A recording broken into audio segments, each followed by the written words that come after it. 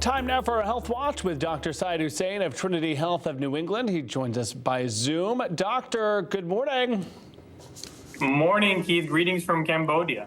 More on that in a bit. I want to congratulations on your trip. Let's start off with medicine that many people might be taking right now. The FDA has said that decongestants and many cold medicines don't work. I mean, a lot of us were like, what? We felt like we were duped. Doctor, what happened here and what should people do instead?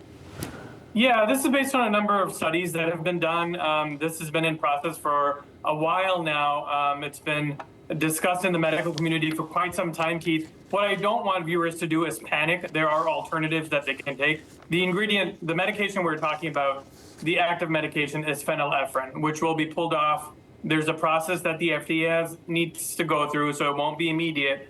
But medications, popular medications taken for nasal congestion, such as Sudafed, Dayquil, will likely not contain this ingredient. There are other medications.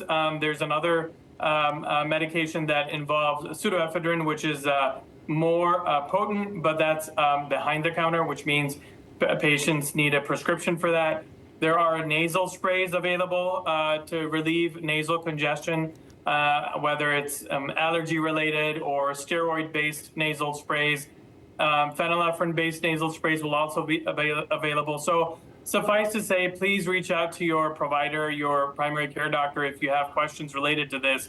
But this has been discussed in the medical community for quite some time. All right, some good advice there. Thank you for that. Another thing we talked to a lot about is sleep. This morning, we're learning the FDA has expanded approval of a weight loss drug, Zepbound, to treat sleep apnea. What's that all about? Keith, this is really promising because there are 39 million adults in the U.S. that suffer from obstructive sleep apnea, which, as viewers may know, can impact the heart, strokes, even lead to death eventually because of issues. So the leading contributor to obstructive sleep apnea is obesity. So FDA just approved this drug.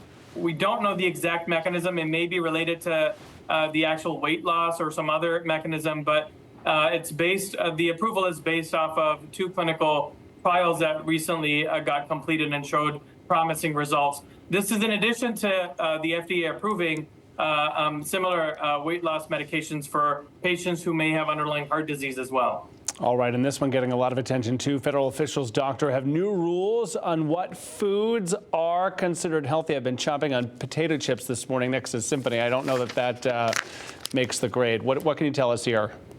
Well, this is a welcome development as well. This is a label that if there's a healthy label being attached to a food product, it will need a new definition that is being put forward by the FDA. And this replaces a very obsolete 30-year-old definition for healthy food based on research that was conducted more than 4 decades ago. So this is much needed. Basically, what now will happen is a food product that wants to carry a healthy label will need to have certain amount of food from either vegetables, fruit, grains, dairy, protein, less sugar content, less sodium content, saturated fats.